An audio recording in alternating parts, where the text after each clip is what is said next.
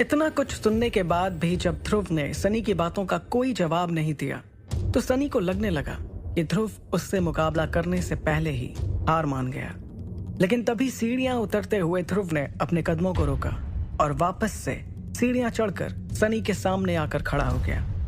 ध्रुव ने सनी की आंखों में आंखें डालकर कहा, ठीक है, 1 साल बाद यूथ सेरेमनी के समय ही तय होगा कि किसके बाजुओं में कितना दम है।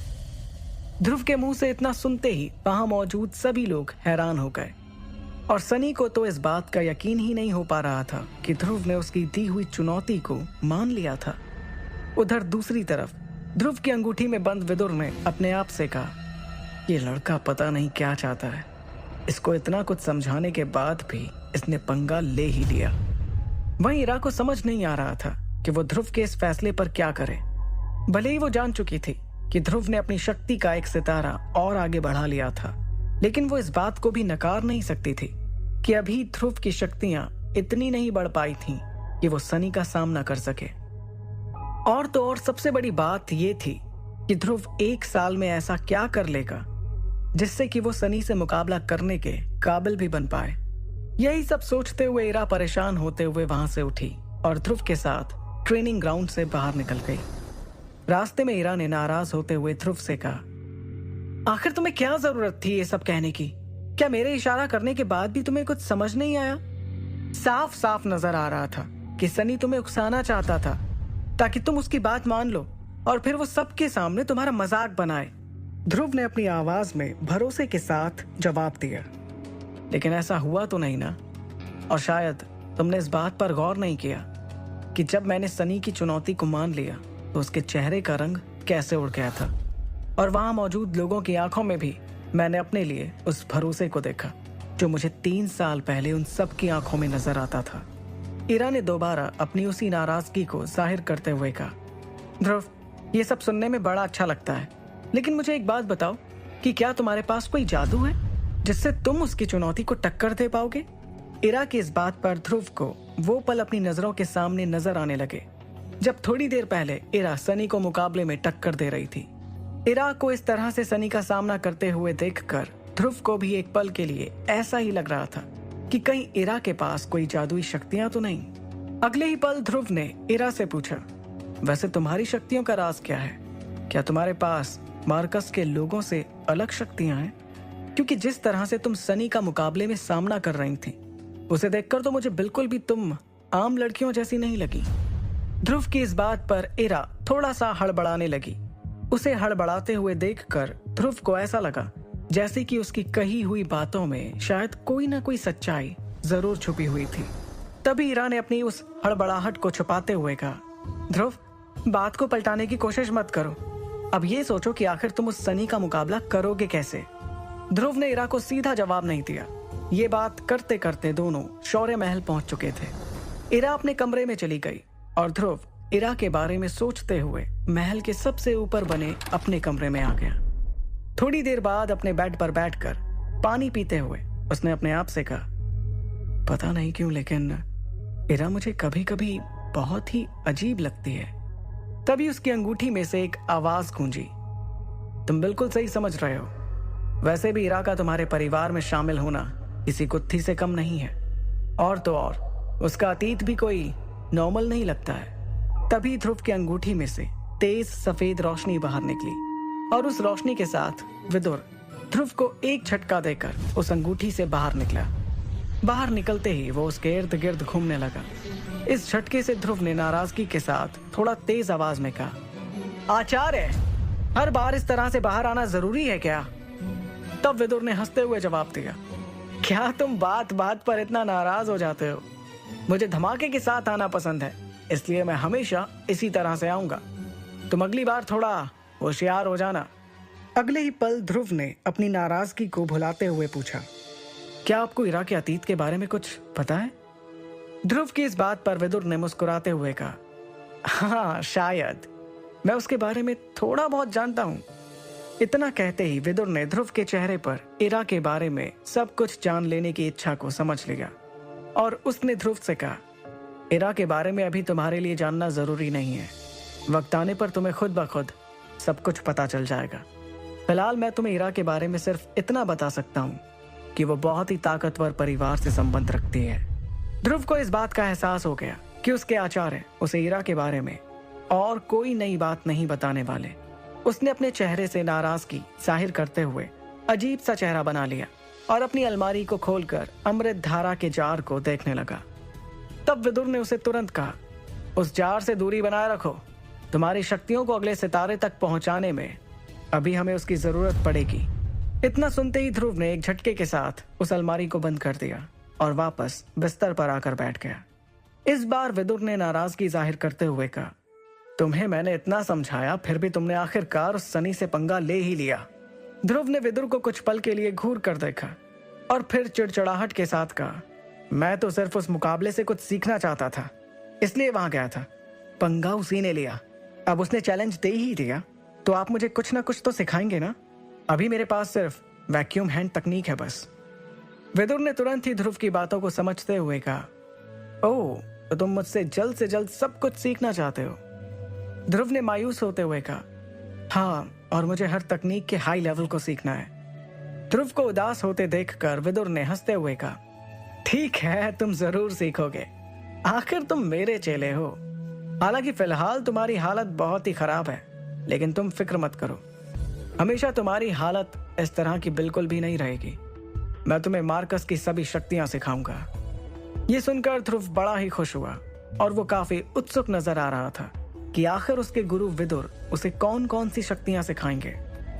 विदुर ने अपनी बात को आगे बढ़ाते हुए कहा, भले ही तुम्हारे पास अभी ज्यादा तकनीक ना हो, लेकिन मैं तुम्हें एक तकनीक के बारे में बताऊंगा जो कि क्लास 2 की तकनीक है। लेकिन इसे सीखने के लिए तुम्हें पहले अपनी शक्तियों के सितारे को 5वें सितारे पर ले जाना पड़ेगा। क्लास 2 की तकनीक के बारे में सुनकर ध्रुव खुशी से हैरान हो उठा और उसने कहा, क्लास 2 की तकनीक का कौन सा लेवल? ध्रुव की इस उत्सुकता पर विदुर ने बड़े ही इत्मीनान के साथ कहा, मुझे लगता है कि यह क्लास 2 की तकनीक का हाई लेवल है, जिसे मैंने बहुत पहले ही किसी के कहने पर सीख लिया है। ये सुनने के बाद ध्रुव के मुंह से तुरंत ही निकला, क्लास 2 की तकनीक का हाई लेवल। ध्रुव विदुर से क्लास 2 की तकनीक के हाई लेवल को सीखने के लिए बहुत ही बेकरार नजर आ रहा था, क्योंकि क्लास 2 की तकनीक का हाई लेवल बहुत ही कम लोगों ने सीखा हुआ था। लेकिन विदुर के लिए ये सिर्फ एक मामूली सी शक्ति थी। तभी ध्रुव को आदेश देते हुए विदुर ने अपनी उंगली उठाई और ध्रुव के सिर को हल्के से थपथपाते हुए कहा, मैंने बोला ना कि मैं तुम्हें ये सिखाऊंगा। चलो अपनी आंखें बंद करो और ध्यान केंद्रित करो। जैसे ही ध्रुव ने विदुर के कहे अनुसार अपना ध्यान लगाना शुरू किया, थोड़ी ही देर बाद उसके सिर में एक हल्का सा दर्द शुरू हो गया। ध्रुव ने महसूस किया कि उसके दिमाग में बहुत सारी जानकारी आना शुरू हो चुकी थी। ऑक्टेन ब्लास्ट, क्लास 2 की तकनीक का हाई लेवल, करीबी मुकाबला में काम आने वाली शक्ति। इसमें हमलों पर ध्यान देते हुए महारत हासिल की जाती है। मैं तुम्हें बता देता हूँ, क्लास 1 की तकनीक सबसे नॉर्मल होती है, उसके बाद आता है क्लास 2, फिर क्लास 3 और दुनिया की सबसे कमाल तकनीक होती है क्लास 4। हर तकनीक के 3 लेवल होते हैं, हाई, मीडियम और लो। अभी हम बात कर रहे हैं क्लास 2 की तकनीक ऑक्टेन ब्लास्ट के हाई लेवल की। ऑक्टेन ब्लास्ट के हमलों में 8 अलग अलग ताकतें होती हैं। ये ताकतें इतनी ताकतवर होती हैं कि इसे क्लास 3 की तकनीक के लो लेवल के बराबर माना जाता है। विदुर ध्रुव से ये बातें कह रहे थे और अब ध्रुव धीरे धीरे होश में आते हुए नजर आ रहा था। उसके पूरे शरीर में वो सारी जानकारियां दौड़ रही थीं, जिसे अभी अभी विदुर ने उसके दिमाग में डाला था। ध्रुव ने अपनी आंखें खोली और एक गहरी सांस लेते हुए कहा, मतलब इस तकनीक का हमला क्लास 3 की तकनीक के लो लेवल के बराबर होता है। ये तो काफी सही है। मार्कस पर जब शक्तियों की बात हो और वो भी क्लास 2 की तकनीक और क्लास 3 की तकनीक के बीच की, तो उन दोनों के बीच में एक बहुत बड़ा फर्क था, क्योंकि क्लास 3 की तकनीक मार्कस की दूसरी सबसे शक्तिशाली तकनीक थी और पहली थी क्लास 4। फिर भी क्लास 2 की तकनीक के ऑक्टेन ब्लास्ट के बारे में माना जाता था कि क्लास 3 की तकनीक के लो लेवल को टक्कर दे सकती थी। ऑक्टेन ब्लास्ट के बारे में जानने के बाद ध्रुव कहने लगा, अगर मैं इस शक्ति को सीखकर इसका अच्छे से इस्तेमाल करना सीख जाऊं तो मैं शायद सनी को हरा सकता हूँ। ध्रुव ऑक्टेन ब्लास्ट के बारे में इतना कुछ सोच ही रहा था कि उसके ध्यान को तोड़ते हुए विदुर ने उसे हकीकत से रूबरू कराते हुए कहा, अरे अरे अरे, अभी से इतने ख्याली प्लाव भी मत बनाओ। भले ही क्लास 2 की तकनीक सीखने के लिए किसी को अपनी शक्तियों के सितारे को बहुत ज्यादा बढ़ाने की जरूरत ना हो, लेकिन अगर कोई इसका इस्तेमाल करता है तो उसके बाजुओं में ताकत का होना जरूरी है। नहीं तो हो सकता है आप अपने दुश्मन का सामना करने से पहले ही खुद के हाथ पैर तुड़वा लो। विदुर की ये बातें सुनने के बाद ध्रुव एक पल के लिए हताश हो गया, लेकिन अगले ही पल उसने सवाल किया, तो फिर मैं अपने शरीर की ताकत को कैसे आगे तक ले जाऊंगा? ध्रुव का सवाल सुनकर विदुर ने जवाब देते हुए कहा, अगर तुम्हें अपनी ताकत को बढ़ाना है तो तुम्हें अपनी शक्तियों के सितारे को बढ़ाना होगा, और अगर तुम ऐसा कर पाने में असफल हो रहे हो तो फिर तुम्हें किसी की मदद की जरूरत है। इतना कहते हुए विदुर शातिराना ढंग से मुस्कुराने लगे, जिसे देखकर ध्रुव समझ गया कि उसके आचार्य के दिमाग में कुछ ना कुछ तो जरूर चल रहा है।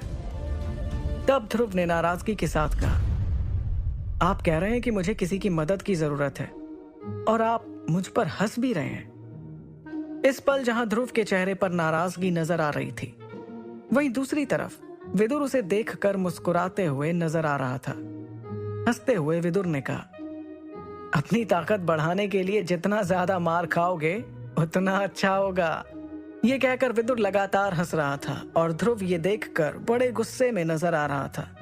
उसे विदुर की इस हरकत का मतलब उस वक्त समझ नहीं आया। अगली सुबह एक पहाड़ी पर ध्रुव की ट्रेनिंग शुरू हुई। इस पहाड़ी को सुबह सुबह की ओस की बूंदों ने ढक कर रखा था। तभी अचानक से किसी के दर्द से तड़पने की आवाज सुनाई दी। पहाड़ी के पीछे एक गुफानुमा जगह पर ध्रुव के दोनों पैर जमीन के अंदर किसी पेड़ की जड़ों के समान गड़े हुए थे। उसके दोनों पैरों की उंगलियां जमीन के अंदर दबी हुई थीं। ध्रुव अपने दोनों दांतों को पीस रहा था। उसके माथे पर पसीने की बूंदें नजर आ रही थीं। उसके पूरे शरीर पर एक भी कपड़ा मौजूद नहीं था। उसने सिर्फ एक छोटी पैंट पहनी हुई थी। उसकी पीठ पर कुछ निशान नजर आ रहे थे, जिन्हें देखकर ऐसा लग रहा था जैसे कि किसी ने उसे बहुत बुरी तरह से मारा हो। ध्रुव के ठीक पीछे एक बड़े से पत्थर पर ध्यान मुद्रा में विदुर बैठे हुए थे। विदुर के चेहरे पर एक बहुत गंभीर भाव नजर आ रहा था, क्योंकि वो जानते थे कि ध्रुव किस दर्द को सहन करने की कोशिश कर रहा था। तभी विदुर ने अपनी हथेली को धीरे से ऊपर की ओर उठाया, और जैसे ही विदुर ने ऐसा किया तो ध्रुव के चारों तरफ कुछ सख्त से दिखने वाली गेंद नजर आने लगी। ऐसा लग रहा था जैसे वो गेंदें लोहे की थीं। विदुर ने जैसे ही इशारा किया, वो गेंदें ध्रुव के शरीर पर वार करने लगीं। इससे ध्रुव को बड़ी चोटें लग रही थीं और उसके मुंह से चीख निकल रही थी। ध्रुव के होंठ इस मार की वजह से कांपते हुए नजर आ रहे थे। वो इस दर्द को सहते हुए अपने दांतों के भीतर से सांस लेने की कोशिश कर रहा था। उसका कंधा सुन्न हो चुका था और तेज दर्द की लहर ने उसके दिल में जगह बना ली। तेज दर्द को सहन करते हुए उसने महसूस किया कि उसके पैर पूरी तरह से नर्म पड़ चुके थे और उसका संतुलन अब पूरी तरह से खत्म हो गया था। इस दर्द को सहन करने के कुछ देर बाद अब उसका शरीर फिर से धीरे धीरे सामान्य होता चला जा रहा था। जब उसके कंधे का दर्द धीरे धीरे दूर हो गया, ध्रुव का चेहरा ठीक होते जा रहा था और उसने खुद पर गुस्से में चिल्लाया, एक बार फिर से आचार्य! ध्रुव को देखते हुए विदुर के मुरझाए हुए चेहरे पर एक मुस्कान दिखाई दी। उन्होंने धीरे से अपने सिर को हिलाया और एक बार फिर से अपने हाथों से इशारा किया। उनके इशारे से वो सख्त गेंदें ध्रुव के शरीर पर बरसने लगीं। पहाड़ी की इस छोटी सी खुफिया जगह पर ध्रुव के मुंह से निकलती हुई दर्द से तड़पने की चीखें सुनाई दे रही थी। विदुर के हमले ध्रुव के शरीर की सहन शक्ति को बढ़ा रहे थे। हमलों ने ध्रुव के शरीर को बहुत नुकसान पहुंचाया, लेकिन ध्रुव ने इस दर्द को सहन कर लिया था। सब कुछ सहन करने के बाद ध्रुव लड़खड़ाता हुआ विदुर के नजदीक जा पहुंचा और जमीन पर गिरने के बाद उसके मुंह से एक धीमी सी आवाज निकली, आचार्य, अब क्या कहेंगे आप मेरी ताकत के बारे में? आगे की कहानी जानने के लिए सुनते रहिए सुपर योद्धा। आगे ऐसे ही वीडियो पाने के लिए सब्सक्राइब करें कार्तिक टीवी 9। विदुर भले ही खुलकर ध्रुव की तारीफ नहीं कर रहे थे, लेकिन उन्होंने मन ही मन ध्रुव की तारीफ करते हुए खुद से कहा, तुम वाकई में अच्छा प्रदर्शन कर रहे हो ध्रुव। आज की ट्रेनिंग की शुरुआत में मैंने सोचा था कि तुम सिर्फ 70 हमलों को ही सहन कर पाओगे, लेकिन तुमने मेरी उम्मीद से बढ़कर अपने बदन पर 80 हमलों को सहन किया। जमीन पर अधमरी हालत में पड़े ध्रुव को देखते हुए विदुर ने उससे आगे कहा, तुम्हारा आज का प्रदर्शन पिछले कई दिनों के प्रदर्शन से बेहतर था। अपने आचार्य विदुर के मुंह से इतना सुनने के बाद ध्रुव ने एक गहरी सांस ली और जमीन पर जा गिरा। कुछ देर बाद जब उसके शरीर में अपने पैरों पर खड़े होने की हिम्मत आई तो उसने अपनी आंखें खोली। उसने ट्रेनिंग वाले अपने कपड़े उतार कर पास की चट्टान पर रख दिए और दोबारा उन्हीं कपड़ों को पहनने लगा जिसमें वो आया था। कपड़े पहनते वक्त जब जब उसके कपड़े मार वाली जगह को छूते, उसके मुंह से दर्द से कराहने की आवाज निकलती और वो तड़प उठता। इधर विदुर अपने आप को एक सफेद रंग की रोशनी के रूप में गायब करते हुए ध्रुव की अंगूठी में चला गया। जाने से पहले विदुर ने ध्रुव से एक बात कही जो कि ट्रेनिंग के दौरान कई बार वो कह चुका था, अब जल्दी घर जाओ और जाकर अमृत धारा में अपने आप को डुबा दो ताकि तुम्हारे शरीर पर लगे हुए सारे घाव भर जाएं और तुम फिर से साधारण नजर आने लगो। अपने गुरुदेव विदुर की बात पर ध्रुव ने हाँ के इशारे में अपना सिर हिलाया और कपड़े पहनने के बाद उस पहाड़ी वाले जंगल के रास्ते से होते हुए शौर्य महल की ओर निकल गया। शौर्य महल पहुंचते ही वो सीधे अपने कमरे में गया। दरवाजा बंद करने के बाद उसने अपने कपड़े उतारे और सीधे अमृत धारा वाले पानी के टब में नहाने के लिए चला गया और अमृत धारा का आनंद लेने लगा। उस टब में नहाने से उसके शरीर पर लगे घाव ठीक हो रहे थे। कुछ देर के बाद उसने अपने शरीर को पूरी तरह से टब में छोड़ दिया। इस दर्दनाक ट्रेनिंग सेशन को सहन करने के बाद ध्रुव अपने शरीर और दिमाग दोनों से पूरी तरह से थक चुका था। इस थकावट की वजह से कुछ ही देर में उसे टब में ही नींद आ गई। जब ध्रुव गहरी नींद में सो रहा था तब अमृत धारा अपना असर दिखा रही थी। वो ध्रुव के शरीर की उन सभी मांसपेशियों को मजबूती दे रही थी जो उस कठिन और दर्दनाक ट्रेनिंग के दौरान कमजोर हो गई थी। जब ध्रुव की नींद खुली तो उसके कमरे में सूरज की किरणें दस्तक दे चुकी थी और अब वो 23 किरणें सीधे ध्रुव के कमरे की खिड़की से होते हुए उसके चेहरे पर आ रही थी। जैसे ही ध्रुव ने अपनी आंखों को खोलने के बाद अमृत धारा से भरे टब से उठने की कोशिश की, उसके शरीर की मांसपेशियां कड़कड़ाने लगी, जिसे महसूस करते हुए उसने अपने आप से कहा, बस इस पल के लिए ही तो मैं ट्रेनिंग के समय इतनी मेहनत करता हूँ ताकि मेरे शरीर में और जान आ पाए। इतना कहते हुए जैसे ही ध्रुव अमृत धारा से भरे हुए उस टब से बाहर निकला तो उसने देखा कि टब में अमृत धारा वाले हरे रंग के पानी ने अपना रंग बदल दिया। अब उसमें हरे रंग के पानी की जगह पूरी तरह साफ पानी दिखाई दे रहा था।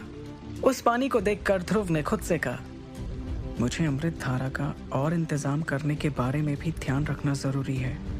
ये सोचते हुए कुछ ही देर में ध्रुव आईने के सामने जाकर खड़ा हो गया। उसे अपने अंदर एक अलग ही शक्ति महसूस हो रही थी। ध्रुव ने अपने आप को आईने में देखकर खुश होते हुए खुद से कहा, अब आखिरकार मैं शक्ति के 5वें सितारे पर हूँ, अब मैं नहीं रुकूंगा। आधे महीने में शक्ति का 4था सितारा और फिर अगले 1.5 महीने में शक्ति के 5वें सितारे को पाना पहले वाले ध्रुव के लिए नामुमकिन था। जिस तरह से ध्रुव अपनी शक्ति को बढ़ाने के लिए कड़ी मेहनत कर रहा था, उसे देखकर ऐसा लग रहा था कि अगले साल तक उसके लिए अपनी शक्ति को 7वें सितारे पर ले जाना कोई ज्यादा मुश्किल का काम नहीं होगा। लेकिन इस बात में भी कोई दो राय नहीं थी कि ध्रुव के साथ जो कुछ भी हो रहा था वो सब कुछ अमृत धारा की बदौलत ही था, क्योंकि ध्रुव इन दिनों जिस तरह की कठिन ट्रेनिंग से होकर गुजर रहा था, बिना अमृत धारा के ये सब सह पाना उसके लिए नामुमकिन था। और शायद बिना अमृत धारा के तो वो ऐसी ट्रेनिंग करते हुए 7वें सितारे तक पहुंचने से पहले ही मर सकता था। ध्रुव ने फिर आईने में खुद को देखते हुए कहा, अगर मुझे अपनी शक्तियों के सितारों को आगे बढ़ाना है तो मेरे लिए फिलहाल सबसे ज्यादा जरूरी है अमृत धारा के लिए फिर से जड़ी बूटियों को इकट्ठा करना। अपने आप से बातें करते हुए ध्रुव बेड पर आकर बैठ गया और अपने पास रखे हुए पैसों को जोड़ते हुए खुद से कहने लगा, मेरे पास अब भी इतने पैसे नहीं है कि मैं अमृत धारा के लिए जरूरी सामान को खरीद सकूं। मुझे अपनी इस हालत पर यकीन नहीं हो रहा है। मैंने कभी सपने में भी नहीं सोचा था कि पैसों की कभी मुझे इतनी ज्यादा जरूरत पड़ेगी। इस बार ध्रुव ने अंगूठी में बंद विदुर से पूछा, आचार्य, मैं आपसे ये पूछना चाहता हूँ कि क्या इस बार हम अमृत धारा बनाने के लिए पिछली बार वाली जड़ी बूटियों में से कुछ जड़ी बूटियों को कम कर सकते हैं? इस बात को नकारते हुए विदुर ने कहा, बेशक तुम चाहो तो आधे से कम जड़ी बूटियां लेकर आओ, लेकिन एक बात याद रख लेना, जिस तरह से तुम्हारी ट्रेनिंग चल रही है तुम्हें ऐसा नहीं करना चाहिए। बाकी तुम्हारी मर्जी। दरअसल ध्रुव भी विदुर के सामने नाटक कर रहा था, क्योंकि उसके पास एक रास्ता तो था, लेकिन वो सीधे तौर पर उसके बारे में अपने गुरुदेव से बात नहीं करना चाहता था। हालांकि इस बारे में वो पहले ही थोड़ी सी जानकारी विदुर को बातों ही बातों में दे चुका था। इस बार मौका पाते ही विदुर सीधे अपनी बात पर आ गया और कहने लगा, आचार्य, क्या आपको याद है कुछ दिनों पहले जब हम इरा और सनी के मुकाबले की प्रैक्टिस देख रहे थे, तब मैंने आपको बताया था कि अमृत धारा के लिए पैसों के इंतजाम के बारे में मैंने कुछ सोचा है। ध्रुव की इस बात पर विदुर पलक झपकते ही अंगूठी से बाहर आ गया और उसके सामने आकर कहने लगा, हाँ, मुझे सब कुछ याद है। मैं यही तो जानना चाह रहा था कि आखिर तुम्हारे इस खुराफाती दिमाग में चल क्या रहा है। तब ध्रुव ने विदुर से कहा, ठीक है आचार्य, मैं आपको सब कुछ बताता हूँ कि मेरे दिमाग में क्या चल रहा है। पहले आप मुझे ये बताइए कि क्या आपके अलावा भी कोई इस अमृत धारा को बना सकता है? ध्रुव की इस बात पर विदुर ने तुरंत जवाब देते हुए कहा, अरे ये कैसी बात कर रहे हो तुम ध्रुव? मार्कस पर कई तरह की जड़ी बूटियां हैं और उनको सही मात्रा में मिलाने से ही कोई इस तरह की अमृत धारा बना सकता है। अगर ये मात्रा कम या ज्यादा हो जाए तो ना जाने क्या से क्या बन सकता है और उसका तुम्हारे शरीर पर कोई जोखिम भरा असर भी हो सकता है, जो तुम्हें शायद अभी नहीं लेकिन बाद में पता चलेगा। विदुर इन बातों के बारे में बता ही रहा था कि तभी ध्रुव ने उन्हें बीच में ही टोकते हुए कहा, आचार्य, मुझे ये पता है कि जड़ी बूटियों को गलत तरीके से मिलाने से नुकसान हो सकता है। मैं बस ये जानना चाहता हूँ कि क्या आपके अलावा भी कोई है जो इस अमृत धारा को बना सकता है? इस बार विदुर ने थोड़ा मुंह बनाते हुए कहा, हाँ, हो भी सकता है। विदुर के इतना कहते ही ध्रुव किसी सोच में पड़ गया। अगले ही पल विदुर ने आगे कहा, लेकिन मुझे नहीं लगता कि इस पूरे ओहान साम्राज्य में मेरे अलावा कोई और भी होगा जो इतनी बढ़िया अमृत धारा बना सके। इस बात को कहते समय विदुर की आंखों में गर्व झलक रहा था। विदुर की बात सुनकर ध्रुव ने खुश होते हुए कहा, आचार्य, आप तो कमाल हो। मुझे आपसे यही उम्मीद थी। मेरे दिमाग में जो चल रहा है वो ये है कि हम इस अमृत धारा की नीलामी करवाएंगे। जब इसकी ऊंचे दामों पर बोली लगेगी तो हमारे पास पैसों की कमी नहीं होगी। हम उन पैसों से अच्छी तादाद में जड़ी बूटियां खरीदेंगे और अपने लिए और अमृत धारा बनाएंगे। ध्रुव की इस बात पर विदुर के चेहरे पर कोई खास खुशी नजर नहीं आ रही थी, क्योंकि इस तरह की चीजों को बनाने वाला कभी अपनी तैयार की गई किसी चीज को बेचना ठीक नहीं समझता था।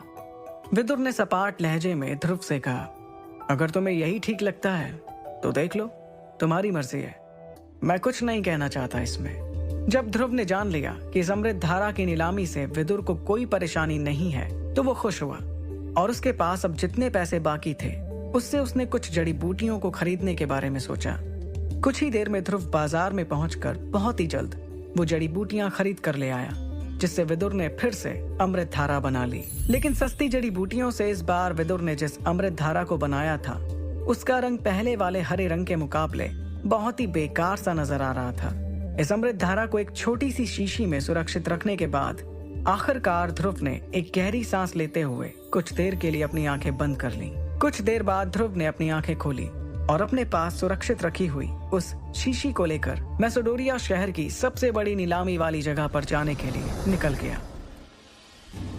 दरबार नीलामी घर मैसेडोरिया शहर का सबसे बड़ा नीलामी घर था, जिसे ओहान साम्राज्य के सबसे रईस खानदानों में से एक दरबार परिवार संभालता था। दरबार परिवार ओहान साम्राज्य के सबसे शक्तिशाली परिवारों में से एक था। इस परिवार के सभी से रिश्ते भी बहुत अच्छे थे, यहाँ तक कि कुछ लोगों का यह भी मानना था कि उनका ओहान साम्राज्य में एक अलग ही दबदबा था। ओहान साम्राज्य में जिस तरह से जयान परिवार का दबदबा था, ठीक उसी तरह से दरबार परिवार का भी दबदबा था। उनके दबदबे का असर नीलामी के वक्त भी देखने को मिलता था। चाहे कितना भी फायदा हो या नुकसान, कोई भी दरबार परिवार के खिलाफ जाने की हिम्मत नहीं करता था। इधर दूसरी तरफ ध्रुव नीलामी घर के ठीक सामने आकर खड़ा हो गया था। अगले ही पल उसके दिमाग में कुछ आया। वो पास वाली गली से अंदर गया और वहां से अपने मुंह पर एक काले रंग का नकाब डालकर निकला। इस नकाब के साथ साथ ध्रुव ने अपना पूरा का पूरा हुलिया ही बदल लिया था। उसने सिर से पैर तक काले रंग के कपड़े पहन लिए थे। जिससे अब वो पहले से थोड़ा तगड़ा भी नजर आ रहा था। उसे इस हुलिये में अब कोई भी पहचान नहीं सकता था। अब ध्रुव ने एक राहत की सांस ली, लेकिन ऐसा बिल्कुल भी नहीं था कि अपना हुलिया बदलने के बाद ध्रुव बेपरवाह हो गया था, बल्कि वो इस बात को बहुत अच्छे से जानता था कि जब लोगों को इस अमृत धारा के बारे में पता चलेगा तो इस बात को बहुत ही होशियारी से संभालना होगा, क्योंकि शायद वो इस बात को समझ चुका था कि जब इस अमृत धारा के बारे में शहर के दलों को पता चलेगा तो हर कोई इसे पाने की ख्वाहिश रखेगा। हर कोई चाहेगा कि अमृत धारा की मदद से उनका दल और भी ज्यादा शक्तिशाली हो जाए। अमृत धारा को पाने की चाह में कोई ना कोई उस तक पहुंचने की कोशिश करेगा, इसलिए ध्रुव ने अपना हुलिया बदलने का ये रास्ता चुना था। एक बार फिर से नीलामी घर के ठीक सामने खड़े होने के बाद ध्रुव ने पूरे भरोसे के साथ उस नीलामी घर में कदम रखा। हालांकि उस नीलामी घर के बाहर कुछ सैनिक खड़े नजर आ रहे थे, लेकिन किसी ने भी ध्रुव का रास्ता रोकने की हिम्मत नहीं की। नीलामी घर में जाने के बाद ध्रुव ने बहुत ही जल्द अपनी नजरों को इधर उधर दौड़ाना शुरू कर दिया और तभी उसकी नजर एक कमरे पर गई। उस कमरे पर लिखा हुआ था इंस्पेक्शन रूम। ये वही जगह थी जिसकी ध्रुव को तलाश थी। जैसे ही ध्रुव ने उस कमरे के अंदर अपने कदमों को बढ़ाया तो उसने देखा कि पूरा का पूरा कमरा खाली था। तभी उसकी नजर एक अधेड़ उम्र के आदमी पर गई, जिसे देखकर ध्रुव ने दरवाजा खटखटाते हुए कहा, क्या मैं अंदर आ सकता हूँ? ध्रुव की आवाज जैसे ही उस आदमी के कानों में पड़ी, वो अपनी जगह से उठकर ध्रुव के करीब आया। ध्रुव का पहनावा देखकर उसे थोड़ा अजीब लगा, लेकिन अगले ही पल उसने ध्रुव से पूछा, क्या आप यहाँ पर किसी चीज की जांच के लिए आए हैं? ध्रुव ने भारी भरकम आवाज में जवाब दिया, हाँ बिल्कुल। दरअसल ये भारी आवाज ध्रुव की नहीं बल्कि उसकी अंगूठी में बंद विदुर की थी। इसके बाद ध्रुव कमरे के अंदर चला आया और उसने उस आदमी के सामने अमृत धारा की शीशी निकाल कर रख दी। उस आदमी ने अमृत धारा की शीशी को उठाया और उसे गौर से देखते हुए सूंघने लगा। अगले ही पल उसके चेहरे के हाव भाव बदल गए और उसने ध्रुव को इज्जत देते हुए पूछा, क्या ये आपने बनाया है? उसके सवाल पर विदुर की आवाज आई, हाँ इसे मैंने तैयार किया है। क्या मैं पूछ सकता हूं कि ये क्या है और इसके क्या फायदे हैं? उसके सवाल पर पूरे आत्मविश्वास के साथ विदुर की आवाज आई, अमृत धारा, आप इसे अमृत धारा कह सकते हैं। ये लोगों की शक्तियों को बढ़ाने में मदद करता है, लेकिन ये सिर्फ एकलव्य रैंक को हासिल करने तक ही काम आएगा। इतना जानने के बाद उस आदमी ने हैरानी के साथ कहा, तो क्या सच में ये एकलव्य रैंक हासिल करने में मदद करता है? आपको विश्वास है? उस आदमी ने ये बात इसलिए दोहराई क्योंकि मार्कस में हर कोई एक बात जानता था, और वो बात ये थी कि एकलव्य रैंक को हासिल करने के लिए अगर किसी दवा का इस्तेमाल किया जाए तो रैंक पर पहुंचने से पहले आपकी जान भी जा सकती थी। ऐसा इसलिए क्योंकि एकलव्य रैंक के पहले आपके शरीर की ताकत बहुत ही कम होती है और हो सकता है दवाई का असर आपके शरीर पर इतना ज्यादा हो जाए कि आप इसे झेल ना पाओ और आपकी जान चली जाए। यही बात सोचते हुए वो आदमी ध्रुव को घूर रहा था। वो इसकी बोली लगवाने के लिए सहमत भी था और नहीं भी। ये देखकर ध्रुव थोड़ा परेशान हो गया। आगे की कहानी जानने के लिए सुनते रहिए सुपर योद्धा। आगे ऐसे ही वीडियो पाने के लिए सब्सक्राइब करें टिक टीवी 9। उस आदमी के चेहरे के हाव भाव को भांप कर ध्रुव की आड़ लेते हुए विदुर ने अंगूठी में से ही कहा, आप जैसा सोच रहे हैं मेरी अमृत धारा बिल्कुल भी वैसी नहीं है। इस अमृत धारा के जरिए शक्ति के सितारे को बढ़ाने में काफी मदद मिलेगी। ये ट्रेनिंग के दौरान इंसान की घायल मांसपेशियों को बहुत ही जल्द मजबूत कर देती है, जिससे कि आप अपनी ट्रेनिंग को आगे भी जारी रख पाते हैं। इससे किसी को कोई भी नुकसान नहीं होगा। इतना सुनने के बाद उस आदमी ने शीशी को वापस मेज पर रख दिया और कहा, क्या आप थोड़ी देर के लिए रुक सकते हैं? उसके इतना कहते ही एक पल के लिए ध्रुव सोच में पड़ गया और विदुर से कहने लगा, आचार्य, कहीं ऐसा तो नहीं कि इस आदमी को अमृत धारा के बारे में कुछ पता चल गया है और अब ये हमारे खिलाफ किसी साजिश को अंजाम देने के बारे में सोच रहा हो? ये सुनकर तुरंत विदुर ने धीमी आवाज में जवाब देते हुए कहा, अरे इतना घबराओ मत, ऐसी कोई बात नहीं है, पहले उसकी पूरी बात तो सुन लो। तभी उस शख्स ने अपनी बात को पूरा करते हुए कहा, दरअसल इस दवा को परखने के लिए मुझे किसी खास आदमी को बुलाना होगा। ये सुनने के बाद अब ध्रुव को विदुर की बातों पर यकीन हुआ और उसने हाँ के इशारे में अपना सिर हिलाते हुए कहा, जी ठीक है, आप इसे परखने के लिए जिसे चाहे बुला सकते हैं। इतना कहते हुए ध्रुव वहीं पास में रखी हुई कुर्सी पर जाकर बैठ गया। उस शख्स के कमरे से बाहर जाने के बाद भी ध्रुव और विदुर ने होशियारी से काम लिया और उस इंस्पेक्शन रूम में बिना एक दूसरे से बात करते हुए चुपचाप बैठे रहे, क्योंकि दोनों अपनी पहचान को किसी के भी सामने उजागर नहीं करना चाहते थे। कुछ ही देर में वो आदमी अपने साथ एक और आदमी लेकर इंस्पेक्शन रूम में वापस आ गया। उस दूसरे आदमी ने एक हरे रंग का कपड़ा पहना था, लेकिन उसके कपड़ों पर कुछ इस तरह के निशान थे जिसे देखकर ये साफ साफ पता चल रहा था कि वो एक हकीम था। उस आदमी ने उस हकीम का परिचय देते हुए कहा, मैं आपको बताना चाहूंगा कि ये हमारे नीलामी घर के चरक गुरु हैं, जो महादक्ष रैंक हासिल कर चुके हैं, यानी शून्य, एकलव्य और दक्ष रैंक से भी आगे। साथ ही साथ ये हकीम भी हैं, इसलिए इन्हें चरक गुरु कहते हैं। चरक गुरु की पहचान जानने के बाद ध्रुव थोड़ा सा हैरान हो गया। ऐसा पहली बार था जब उसने अपनी आंखों के सामने विदुर की तरह ही किसी औषधि बनाने वाले हकीम को देखा था। चरक गुरु के चेहरे पर एक अहंकार वाली मुस्कुराहट नजर आ रही थी, एक ऐसी मुस्कुराहट जो कि अमूमन हर हकीम के चेहरे पर होती ही थी। जिस वक्त ध्रुव चरक गुरु को गौर से देख रहा था, उसी समय चरक गुरु भी ध्रुव को समझने की कोशिश में लगा हुआ था। मार्कस पर हकीम शक्तिशाली तो थे ही, साथ ही साथ वो तरह तरह की औषधि बनाने में माहिर हुआ करते थे, इसलिए उनकी सभी इज्जत करते थे। चरक गुरु ने ध्रुव की उस शीशी को उठाया और उसे ध्यान से देखने लगा। उसने उस शीशी के ढक्कन को खोला और उसकी खुशबू को सूंघकर कुछ समझने की कोशिश की। अगले ही पल उसने शीशी की कुछ बूंदों को एक कांच की ट्यूब में डालकर उसमें एक पाउडर मिलाया, जिससे उसका रंग बदलकर और गहरा हरा हो गया। उस अमृत धारा के सिर्फ 2 बूंदों को परखने के बाद ही चरक गुरु के चेहरे का रंग उड़ गया था। अब उसकी नजरों में ध्रुव की अहमियत बढ़ गई थी। चरक गुरु ने उस आदमी के पास जाकर उससे कहा, यह अमृत धारा बढ़िया है, इन्होंने जो भी इसके बारे में बताया सब सच है। चरक गुरु से इतना जानने के बाद उस आदमी के चेहरे पर एक राहत नजर आई। उसने गहरी सांस ली और ध्रुव के पास आकर बोला, क्या आप इस अमृत धारा की नीलामी के बारे में सोच रहे हैं?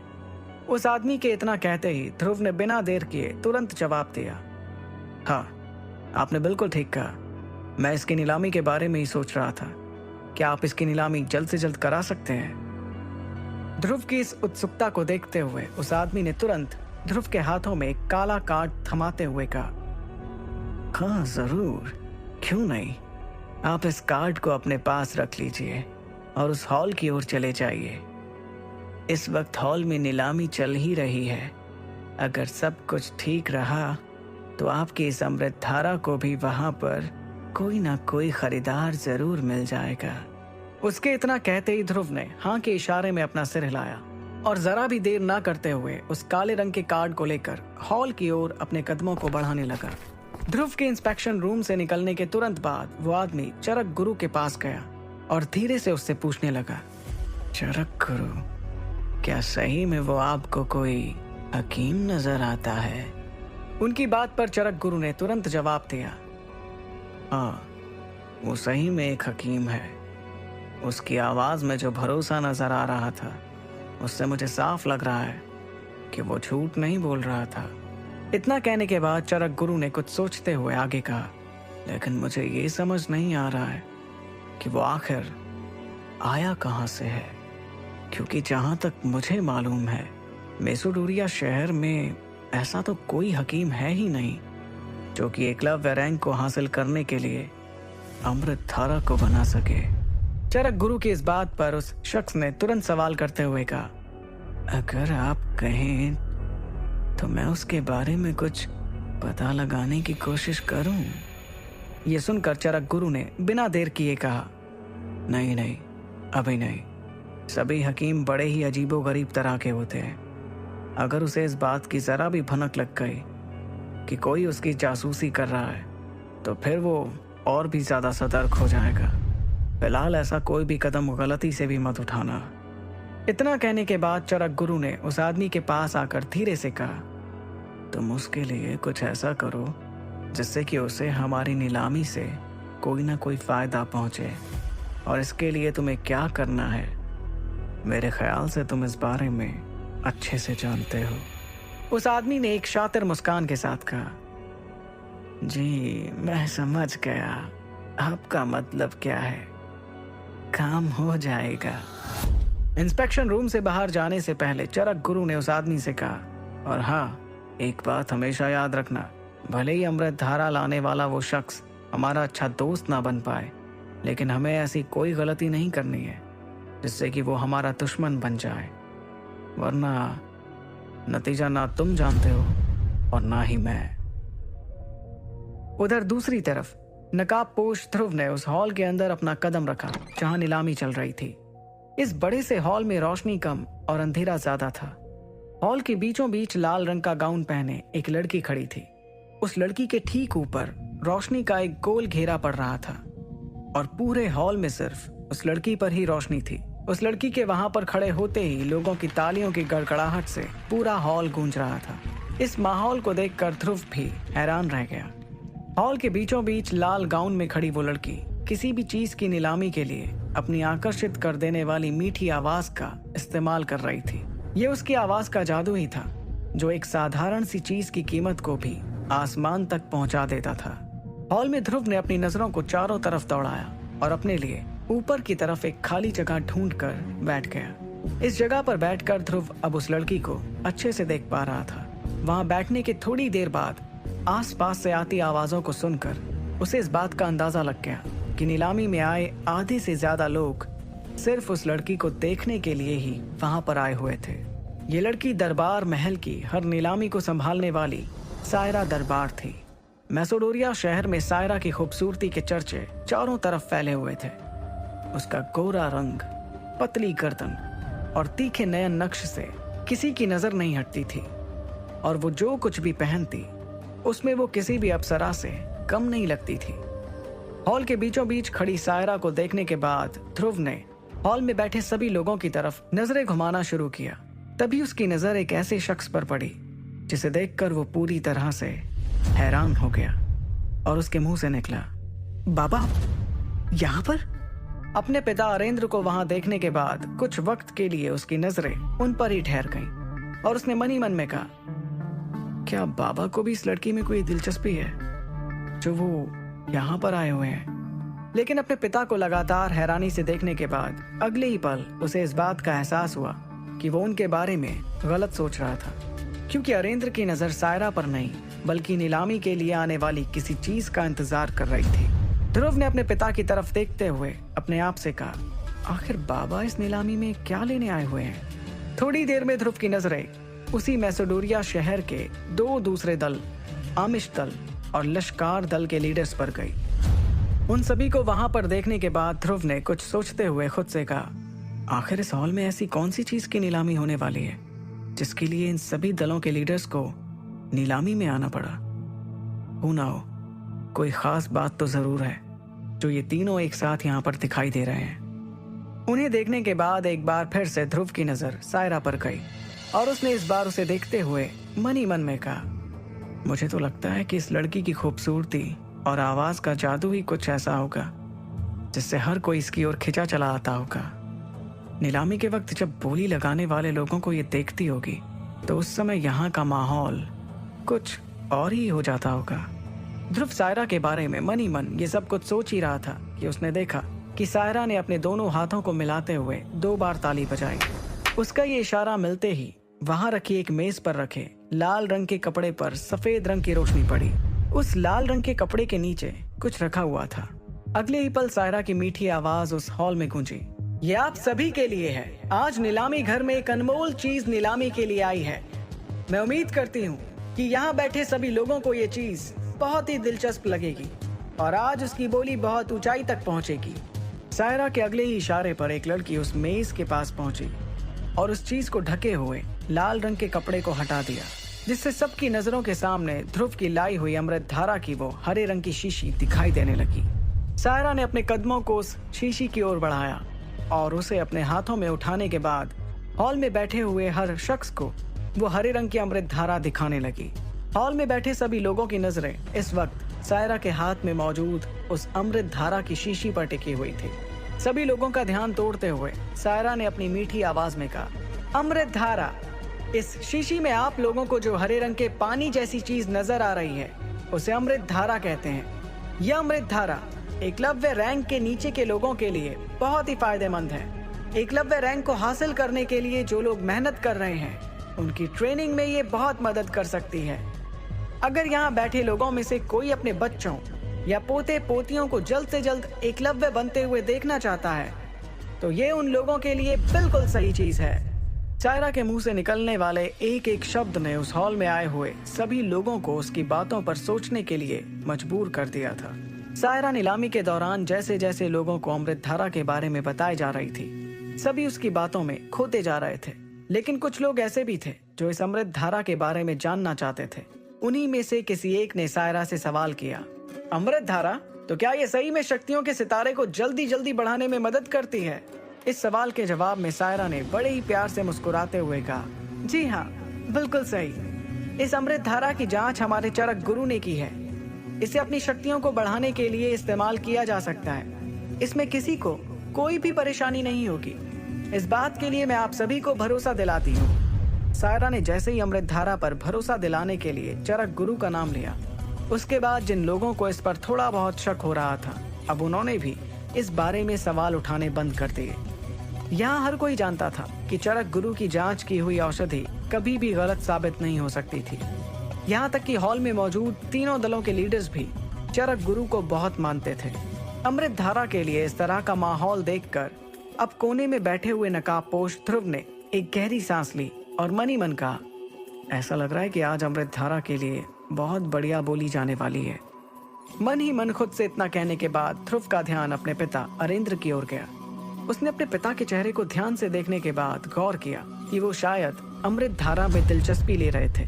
इधर जैसे ही सायरा ने अमृत धारा से जुड़े सभी सवालों के जवाब दिए, हॉल में से किसी की आवाज गूंजी, 8500 सोने के सिक्के। तुरंत ही किसी और ने भी अगली बोली लगाते हुए कहा, 9000 सोने के सिक्के। अमृत धारा के लिए बोली की कीमत बहुत ही जल्द बढ़ते हुए 13000 सोने के सिक्कों तक पहुंच गई। भले ही अमृत धारा को खरीदने के लिए शुरुआत में अरेंद्र के चेहरे पर काफी दिलचस्पी नजर आ रही थी, लेकिन इस वक्त वो सिर्फ बोलियों की कीमतों के थमने का इंतजार करते हुए दिखाई दे रहे थे। आगे की कहानी जानने के लिए सुनते रहिए सुपर योद्धा। आगे ऐसे ही वीडियो पाने के लिए सब्सक्राइब करें टिक टीवी 9। हॉल में नीलामी की कीमत धीरे धीरे बढ़ती चली जा रही थी। तभी वहां अचानक से किसी बूढ़े की मगर एक रौबदार आवाज गूंजी, 20,000 सोने के सिक्के। नीलामी की इस बोली को सुनते ही जब हॉल में बैठे सभी लोगों ने उस आवाज की ओर अपनी नजरें घुमाई तो उन्हें वहां एक बूढ़ा आदमी बैठा हुआ दिखाई दिया। उस आदमी की एक आंख पर आधा दूरबीन नुमा चश्मा लगा था। यह आदमी कोई और नहीं बल्कि आमिश दल का प्रमुख अबराल आमिश था। उसकी इस रौबदार आवाज के बाद कुछ देर के लिए नीलामी हॉल में सन्नाटा सा छा गया, क्योंकि वहां मौजूद आधी से ज्यादा लोगों में आमिश दल के बराबर बोली लगाने का दम नहीं था। आमिश दल के प्रमुख अबराल आमिश के इस बोली लगाने पर वहीं मौजूद दूसरे किसी शख्स ने अपनी रौबदार आवाज में उसका मजाक उड़ाते हुए कहा, अरे अबराल, मुझे नहीं मालूम था कि तुम्हें भी इसकी जरूरत है। वैसे तुम्हें नहीं लगता कि इसके लिए तुम्हारी उम्र कुछ ज्यादा हो चुकी है? इतना कहते हुए वो शख्स हंसने लगा। उसकी बात का जवाब देते हुए अबराल ने कहा, अरे लश्कार दल के लीडर ममराज लश्कार, मैं इस अमृत धारा को अपने पोते के लिए भी तो खरीद सकता हूँ। अबराल की इस बात पर ममराज ने अपनी शातिर हंसी के साथ कहा, अच्छा, फिर तो मैं भी अपने पोते के लिए इसे खरीदने के बारे में सोच सकता हूँ। चलो तो फिर देखते हैं कि तुम्हारे पोते की किस्मत में क्या लिखा है। इतना कहने के बाद ममराज ने तेज आवाज में कहा, 22,000 सोने के सिक्के। उसके इतना कहते ही अबराल ने उस अमृत धारा के लिए बोली लगाते हुए कहा, 23,000। इस पर तुरंत ममराज लश्कार ने भी अपनी बोली की कीमत बढ़ा दी और कहा, 25,000। वैसे ममराज लश्कार और अबराल आमिश दोनों अपने अपने दल के प्रमुख थे और दोनों में दोस्ती भी थी, लेकिन जहां पैसों की बात आ जाए तो दोनों अपना अपना रंग दिखाना शुरू कर देते थे। ये दोनों साथ मिलकर चौरे दल के प्रमुख को परेशान करने का कोई भी मौका नहीं छोड़ते थे, क्योंकि इनकी नजर चौरे दल के कब्जे में मौजूद हर चीज पर थी। मगर आज ये दोनों अमृत धारा की बोली लगाने के लिए इस तरह से लड़ते हुए नजर आ रहे थे जैसे कि एक ही रोटी के टुकड़े के लिए दो कुत्ते आपस में लड़ते हैं, जिससे कि अमृत धारा की बोली अब 31,000 सोने के सिक्कों तक जा पहुंची थी। तभी पूरे हॉल को हैरान करते हुए एक दमदार आवाज में अगली बोली गूंजी, 40,000। ये बोली सुनकर नीलामी हॉल में बैठे सभी लोगों के साथ साथ आमिश दल और लश्कार दल के दोनों लीडर भी दंग रह गए। ये आवाज शौर्य दल के लीडर अरेंद्र शौर्य की थी। अरेंद्र की तरफ देखते हुए अबराल आमिश ने अपने चेहरे पर एक शातिर हंसी लाते हुए कहा, अरेंद्र, लगता है आपको इस अमृत धारा की सबसे ज्यादा जरूरत है, क्योंकि हम दोनों के पोतों से पहले तुम्हारे बेटे ध्रुव की शक्तियों का बढ़ना जरूरी है। अबराल के इतना कहते ही ममराज भी उसके साथ हंसने लगा। उन दोनों की हंसी पर ताला लगाते हुए अरेंद्र ने सटीक पलटवार करते हुए जवाब दिया, आमिश, अगर तुम अमृत धारा को वाकई में चाहते हो तो एक और ऊंची बोली लगा दो। मैं अगली बोली नहीं लगाऊंगा, ये मेरा तुमसे वादा है। अरेंद्र की इस बात पर ममराज और अबराल दोनों खामोश हो गए, क्योंकि हकीकत में दोनों जान चुके थे कि इस अमृत धारा को अरेंद्र जरूर खरीदेगा। वो दोनों तो मिलकर बस अरेंद्र को परेशान करते हुए सिर्फ नीलामी की कीमत को बढ़ा रहे थे। कीमत बढ़ाने में वो दोनों बहुत हद तक कामयाब भी हो चुके थे, लेकिन इन दोनों की इस चाल को अरेंद्र अच्छे से समझ चुके थे। मगर इस समय वो अपने बेटे ध्रुव की शक्तियों को बढ़ाने के लिए कुछ भी कर सकते थे, इसलिए उन्होंने कीमत की परवाह किए बिना अमृत धारा के लिए सबसे ऊंची बोली लगा दी थी। पर अब देखना तो ये था कि क्या ये नीलामी और भी आगे तक जाएगी। अरेंद्र की इस बात पर अबराल कुछ सोचने लगा और फिर उसने बोली लगाना बंद कर दिया, क्योंकि असल में वो इस अमृत धारा के लिए नहीं बल्कि इस नीलामी के बाद होने वाली अगली नीलामी के लिए आया हुआ था। उधर दूसरी तरफ अबराल का रवैया देखने के बाद लश्कार दल के प्रमुख ममराज ने भी अमृत धारा के लिए बोली लगाना बंद कर दिया, क्योंकि उसकी नजर भी अबराल की तरह अगली नीलामी पर थी। जब अरेंद्र के बोली लगाने के बाद किसी ने भी अगली बोली नहीं लगाई, तब सायरा ने सभी को अपनी मदहोश कर देने वाली आवाज में याद दिलाते हुए कहा, शौर्य दल के लीडर अरेंद्र ने इस अमृत धारा की आखिरी बोली 40,000 सोने के सिक्कों की लगाई है। क्या कोई है जो अब भी इसके लिए बोली लगाना चाहता है? सायरा के इतना कहने के बाद अगली बोली लगाने के लिए किसी की भी आवाज नहीं आई, इसलिए सायरा ने आगे कहा, क्योंकि आखिरी बोली शौर्य दल के लीडर ने लगाई है, इसलिए अमृत धारा उनकी हुई। अगले ही पल सायरा ने अपने पास रखे हुए एक लकड़ी के छोटे से हथौड़े को उठाया और उसे मेज पर 2 बार मारते हुए अमृत धारा की बोली को पूरा किया। हॉल में मौजूद सब लोग समझ गए कि अमृत धारा को उसका मालिक मिल चुका था। फिर अचानक पूरा हॉल तालियों की गड़गड़ाहट से गूंज उठा और पूरे हॉल में रोशनी जगमगा उठी। रोशनी इतनी ज्यादा थी कि अब सभी एक दूसरे के चेहरे को साफ साफ देख पा रहे थे, लेकिन ध्रुव के नकाब पोश होने की वजह से उसे कोई भी नहीं पहचान सकता था। आखिरकार जब इतना कुछ करने के बाद भी अमृत धारा ध्रुव के पिता के पास ही आ गई, तो उसे अब कुछ समझ नहीं आ रहा था कि वो रोए या हंसे। अब उसके पास जो पैसे आने वाले थे वो उसके बाबा के ही थे। इधर दूसरी तरफ एक बार फिर से सायरा ने हवा में अपना हाथ लहराते हुए कहा, अगली नीलामी के लिए सभी तैयार रहें। सायरा के इतना कहते ही एक बार फिर से नीलामी हॉल में अंधेरा छा गया। इस वक्त रोशनी सिर्फ और सिर्फ सायरा के चेहरे पर पड़ रही थी। दरअसल अब वही आखिरी नीलामी होने वाली थी जिसके लिए आमिश दल और लश्कार दल के लीडरों ने अमृत धारा की बोली को और आगे नहीं बढ़ाया। दोनों को अपने पैसे इस अगली नीलामी पर लगाने थे। सारा ने अपने हाथ में मौजूद उस अमृत धारा की शीशी को वापस मेज पर रख दिया। उसके बाद एक लकड़ी के कटोरे में रखी हुई हरे रंग की बड़ी सी गोली को हाथ में ले लिया। उस गोली को सबको दिखाते हुए उसने कहा, यह है क्लास 2 की हाई लेवल तकनीक, हरिकेन चांट। जैसे ही लोगों ने सायरा के मुंह से हरिकेन चांट के बारे में सुना, पूरे हॉल में सन्नाटा छा गया। किसी शक्ति के इस्तेमाल की ये तकनीक एक योद्धा के साथ जिंदगी भर रहती थी, और ये भी हो सकता है कि उस योद्धा से ये तकनीक उसकी आने वाली अगली पीढ़ी को भी मिल जाए। अगर किसी के पास केवल गोलियां, कोई शरबत या फिर अमृत धारा ही क्यों ना हो, उसके पास ये सब कुछ होने के बाद भी अगर शक्ति की कोई हाई लेवल टेक्निक नहीं है, तो फिर वो कितनी ही गोलियां क्यों ना खा ले, कितना ही शरबत या अमृत धारा क्यों ना इस्तेमाल कर ले, वो कभी भी ताकतवर नहीं बन पाएगा। इसलिए हर कोई सायरा की बताई हुई तकनीक को पाने की चाह में था। लेकिन अब देखना यह था कि उसकी बोली कहां से शुरू होगी। नीलामी घर में बैठे हुए सभी लोगों का ध्यान उस हरे रंग की गोली पर गया। वो गोली इतनी ज्यादा आकर्षक नजर आ रही थी कि कुछ पल के लिए लोग सायरा को तो भूल ही गए। वहीं हॉल में बैठे अरेंद्र का अब इस बोली में शामिल होना बहुत मुश्किल था, क्योंकि उन्होंने एक बहुत बड़ी रकम अमृत धारा की बोली में लगा दी थी। हो सकता है यही शायद उन दोनों दलों के लीडरों की चाल थी। वहीं ध्रुव ने ये सब जानने के बाद खुद से कहा, इसमें कोई हैरानी की बात नहीं है कि तीनों दलों के प्रमुख इसे हासिल करने के लिए यहाँ आए हैं, क्योंकि क्लास 2 की हाई लेवल तकनीक आम तकनीकों से काफी बेहतर है। हर कोई इसे पाना चाहेगा। अब तो ये देखना है कि इसकी नीलामी किस हद तक जाती है। अपने आप से बात करते हुए ध्रुव ने कहा, एक बात तो आज साफ हो जाएगी। अब जिस किसी के पास भी ये तकनीक जाएगी, उसके पास एकलव्य बनने का एक आसान तरीका होगा, और हो सकता है कि आने वाले दिनों में वो सभी दलों में सबसे शक्तिशाली बनकर सबके सामने उभर कर आए। ध्रुव को इस तरह से परेशान देखकर उसकी अंगूठी में बैठे विदुर ने कहा, आखिर इसमें ऐसी क्या बात है? ये तो सिर्फ क्लास 2 की एक हाई लेवल तकनीक ही है ना। विदुर के लिए ये कोई बड़ी बात नहीं थी, क्योंकि उसके पास तो शक्तियों का खजाना था।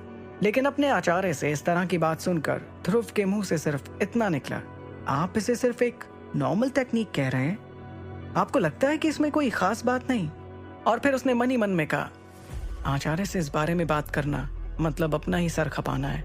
वो तो अपने आप को पता नहीं क्या समझते हैं, और तो और वो अपने बारे में कुछ बताते भी नहीं। फिलहाल मेरे लिए यही बेहतर होगा कि मैं चुपचाप यहाँ बैठकर नीलामी होते देखूं। जब ध्रुव ने विदुर को इस बारे में सही से जवाब नहीं दिया, तो विदुर ने उसे कहा, मेरे हिसाब से तुम इन सब बातों को भूलकर सिर्फ अपनी ट्रेनिंग पर ध्यान दो तो ज्यादा बेहतर है। जिस दिन तुम एकलव्य बन जाओगे, मैं तुम्हें बताऊंगा कि आखिर हाई लेवल की तकनीक क्या होती है।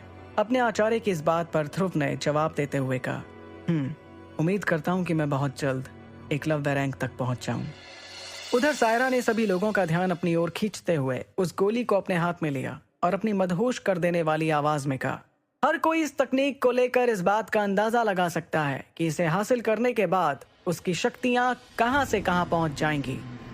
यहाँ पर इसे पाने के लिए हर कोई इसकी बोली लगा सकता है। तभी हॉल में बैठे हुए लोगों में से किसी एक ने चिल्लाकर सायरा से कहा, हाँ हम जानते हैं, अब आप जल्दी बोली लगाइए और नीलामी की शुरुआत कीजिए। उसकी इस बात पर सायरा ने हल्के से मुस्कुराया और अपनी मीठी आवाज में कहा, हरिकेन चांट तकनीक की बोली की शुरुआत होती है 2 लाख सोने के सिक्कों के साथ। सायरा के इतना कहते ही नीलामी हॉल में सन्नाटा सा छा गया था। इस बोली के साथ ही वहां बैठे आधे लोग इस नीलामी से बाहर हो गए थे, क्योंकि वहां पर बैठे हुए कई लोग ऐसे थे जिनके पास इसे खरीदने के लिए इतने पैसे नहीं थे। सायरा ने जिस बोली के साथ इस नीलामी की शुरुआत की थी, उसे सुनने के बाद ध्रुव ने मन ही मन कहा, सायरा को किसी का कत्ल करने के लिए किसी हथियार की जरूरत नहीं है। इसका इस तरह मदहोशी से बात करना ही काफी है। क्या गजब की शुरुआत की है इसने बोली की। 2 लाख सोने के सिक्के, ये शौर्य दल के पूरे 2 साल के मुनाफे के बराबर है। दोनों दलों के लीडर इस तकनीक की शुरुआती बोली को सुनकर हैरान हो गए थे। वो दोनों इस बात को बहुत अच्छे से जानते थे कि ये बोली बहुत ज्यादा थी, लेकिन वो इस बात से भी इनकार नहीं कर सकते थे कि हरिकेन चांट तकनीक चीज ही ऐसी थी कि अगर उसे उन्होंने ऊंची कीमत पर भी खरीद लिया तो वो इसे कभी न कभी किसी और को जरूर बेच सकते हैं। इधर 2 लाख की बोली के आगे किसी ने भी कोई दूसरी बोली नहीं लगाई। पूरे नीलामी हॉल में सन्नाटा सा पसरा हुआ था। तभी सायरा ने सबकी तरफ देखते हुए मुस्कुराया और मन ही मन कहा, भले ही तुम सब लोग फिलहाल बोली की इस शुरुआती कीमत के बाद कुछ देर के लिए सन्न रह गए हो, लेकिन मैं जानती हूँ कि हरिकेन चांट जैसी हाई लेवल तकनीक के लिए तुम लोग अपनी जिंदगी का कमाया हुआ सारा पैसा लगा सकते हो।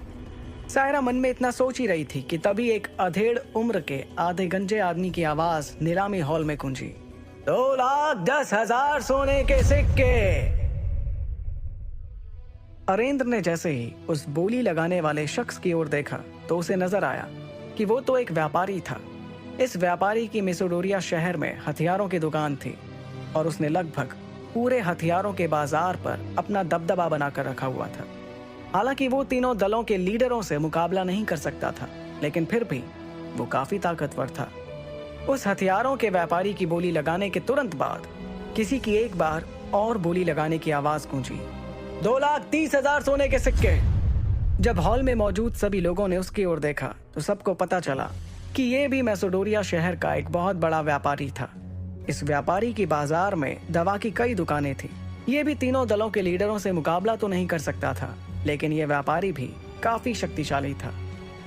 इस दवा व्यापारी को हथियार के दुकान वाले व्यापारी ने घूर कर देखा और नीलामी की अगली बोली के लिए जोर से चिल्लाया, 2,40,000। ये बोली सुनने के बाद नीलामी घर में तालियों की गड़गड़ाहट होने लगी। आखिरकार जब दोनों व्यापारी एक दूसरे को बोली लगाने के बाद घूर रहे थे, तभी उन दोनों के कान में अगली बोली की आवाज गूंजी, 3 लाख। ये बोली लगाने वाला कोई और नहीं बल्कि आमिश दल का प्रमुख अबराल आमिश था। उसकी इस बोली की रकम को सुनकर उन दोनों व्यापारियों ने अपने पैर पीछे कर लिए। 3 लाख सोने के सिक्कों की बोली। सब जानते थे कि मैसेडोरिया शहर में आमिश दल को टक्कर देने वाले सिर्फ 2 ही दल थे, शौर्य दल और लश्कार दल। इसमें से लश्कार दल के प्रमुख ममराज ने अगली बोली लगाई, 3,50,000। इस पर अबराल ने एक और बोली लगाई, 3,70,000। अब ममराज की बोली की आवाज आई, 3,80,000। ममराज की बोली को टक्कर देते हुए अबराल भी लगातार उससे ऊंची बोली लगाते जा रहा था। उन दोनों को इस तरह से नीलामी में बोली लगाते हुए देखकर ऐसा लग रहा था जैसे वो किसी भी कीमत पर बस उस क्लास 2 की हाई लेवल तकनीक को हासिल करना चाहते थे। आगे की कहानी जानने के लिए सुनते रहिए सुपर योद्धा। आगे ऐसे ही वीडियो पाने के लिए सब्सक्राइब करें टिक टीवी 9। इसी तरह से बोली की कीमत लगातार बढ़ती जा रही थी, लेकिन ममराज ने 4,30,000 सोने के सिक्कों की बोली पर अपने आप को आगे बोली लगाने से रोक लिया, क्योंकि 4,30,000 के आगे बोली लगाने से लश्कार दल को किसी आर्थिक मुसीबत का सामना करना पड़ सकता था। तभी अपनी एक और बोली बढ़ाते हुए अबराल ने गुस्से से ममराज को देखते हुए चिल्लाया, 4,50,000 सोने के सिक्के। तीनों दलों में से शौर्य दल और लश्कार दल के पास क्लास 2 की कुछ मीडियम लेवल की तकनीकें थीं, लेकिन आमिश दल के पास सिर्फ क्लास 2 के लो लेवल की तकनीकें ही थीं। और इसी वजह से नीलामी के दौरान आमिश दल का प्रमुख अबराल आमिश किसी भी कीमत पर क्लास 2 की हाई लेवल की तकनीक हरिकेन चांट को हासिल करना चाह रहा था। तभी नीलामी हॉल में सभी को हैरान करते हुए एक बार फिर से किसी की नीलामी की बोली के लिए दमदार आवाज गूंजी, 5 लाख। इस बोली ने नीलामी हॉल में बैठे हुए सभी लोगों को हैरान कर दिया था और अब सभी के चेहरे पर इस नीलामी वाले शख्स का चेहरा देखने की बेसब्री नजर आ रही थी। यह आवाज किसी और की नहीं बल्कि शौर्य दल के लीडर अरेंद्र की थी। आमिश दल और लश्कार दल के दोनों लीडरों की बोली को मात देते हुए अरेंद्र की इस बोली को सुनने के बाद सायरा के चेहरे पर सभी को आकर्षित करने वाली मुस्कान आ गई। जब अरेंद्र ने नीलामी की कीमत को और बढ़ा दिया, तब अबराल को बहुत गुस्सा आने लगा और फिर उसने ना चाहते हुए भी एक बार और बोली को बढ़ाते हुए कहा, 5,50,000 सोने के सिक्के। अबराल की इस बोली के बाद अब सभी की नजरें अरेंद्र पर टिकी हुई थी। सभी ये उम्मीद लगा रहे थे कि अरेंद्र फिर से एक बार अबराल से ज्यादा बोली लगाएंगे, लेकिन अरेंद्र ने अबराल की ओर देखकर मुस्कुराया। अरेंद्र की यह मुस्कुराहट अबराल के लिए इस बात का इशारा थी कि पहले वाली नीलामी में जो उसने बोली की कीमत को बढ़ाया था, ठीक ऐसा ही इस बार अरेंद्र ने उसके साथ करके अपना बदला पूरा कर लिया था। अरेंद्र ने मुस्कुराते हुए अबराल से कहा, आमिश दल के लीडर अबराल, मैं तुम्हें बधाई देता हूँ। अब तुम्हारे दल के पास क्लास 2 की हाई लेवल तकनीक हरिकेन चांट है। अरेंद्र के मुंह से यह बधाई सुनकर अबराल को खुशी नहीं बल्कि बहुत गुस्सा आ रहा था, क्योंकि वो समझ चुका था कि अरेंद्र ने नीलामी की कीमत बढ़ाने के लिए बोली लगाई थी और उसकी ये जीत किसी हार से कम नहीं थी। बधाई के जवाब में अबराल ने कहा, अरेंद्र, मुझे तुम्हारी ये हरकत हमेशा याद रहेगी। अरेंद्र को इतना कहने के बाद अबराल ने खूबसूरत सायरा की तरफ देखा। इस नीलामी की जीत में अबराल को अरेंद्र से जो हार मिली थी वो उसे भुला नहीं पा रहा था और लाख कोशिश करने के बाद भी अपने चेहरे से अपनी हार को छुपा नहीं पा रहा था। अपने उसी गुस्से में उसने चिल्लाते हुए सायरा से कहा, सायरा, क्या अब नीलामी को खत्म माना जा सकता है? भले ही अबराल नीलामी की कीमत बढ़ने पर गुस्से से तिलमिला रहा था, लेकिन उससे सायरा को रत्ती भर भी फर्क नहीं पड़ रहा था। उसने मुस्कुराते हुए अबराल को देखा, हाँ के इशारे में अपना सिर हिलाया, फिर मेज पर रखे उस छोटे से लकड़ी के हथौड़े को उठाकर 2 बार वहीं पर उसे थपथपाते हुए कहा, हरिकेन चांट आमिश दल का हुआ। इधर दूसरी तरफ भले ही पहली नीलामी ध्रुव के पिता को थोड़ी भारी पड़ी हो, लेकिन आखिरी नीलामी में जिस तरह से उन्होंने अपना बदला लेकर अबराल को हरिकेन चांद को बढ़ी हुई कीमत पर खरीदने के लिए मजबूर किया था, उसे देखकर ध्रुव को काफी सुकून मिला। नीलामी खत्म होने के बाद ध्रुव नीलामी हॉल से निकलकर दोबारा इंस्पेक्शन रूम में आ गया और अपने पैसों के लिए वहां पर किसी के आने का इंतजार करने लगा। अगले ही पल ध्रुव को इस बात का एहसास हुआ कि कोई धीरे धीरे इंस्पेक्शन रूम की ओर 2 लोगों के साथ आ रहा है। उसने जैसे ही पीछे पलट कर देखा, उसे दरवाजे पर 2 परछाइयां नजर आईं। तभी ध्रुव ने हड़बड़ाते हुए अपने चेहरे को ठीक से नकाब से ढका। अगले ही पल उसके कानों में पीछे से एक खिलखिलाहट वाली हंसी के साथ मीठी आवाज गूंजी, क्या आप ही अमृतधारा के मालिक हैं? मुझे लगता है कि आप पहली बार मैसेडोरिया शहर में आए होंगे। ध्रुव ने पीछे मुड़ने से पहले अपने नकाब को अच्छी तरह से ढक लिया था ताकि कोई उसका चेहरा देख ना पाए। फिर जैसे ही ध्रुव ने पलट कर देखा तो उसे लाल रंग के कपड़ों में वही लड़की नजर आई जो नीलामी हॉल में बोली लगवा रही थी। सायरा का गोरा रंग, लंबी पलकों में छुपी बड़ी बड़ी आंखें और गुलाब की पंखुड़ियों जैसे गुलाबी होंठ किसी को भी उसका दीवाना बनाने के लिए काफी थे। ध्रुव सायरा को गौर से देख ही रहा था कि अगले ही पल उसे अंगूठी में से विदुर की आवाज आई, हम यहाँ किसी काम के लिए आए थे ध्रुव। अगर तुमने सायरा को जी भर के देख लिया हो तो अब मैं उससे जरा काम की बात कर लूं। विदुर का इशारा समझने के बाद ध्रुव ने सायरा की बात पर हाँ के इशारे में अपना सिर हिलाया। अब ध्रुव और सायरा एक दूसरे के ठीक सामने बैठे हुए थे। नकाबपोश ध्रुव की आड़ में विदुर ने सायरा से कहा, हाँ, अमृतधारा का मालिक तो मैं ही हूं, लेकिन एक सच ये भी है कि आपकी वजह से अमृतधारा की नीलामी हो पाई है। इसके लिए मैं आपका तहे दिल से शुक्रिया अदा करता हूं। क्या हम अब पैसों की बात कर सकते हैं?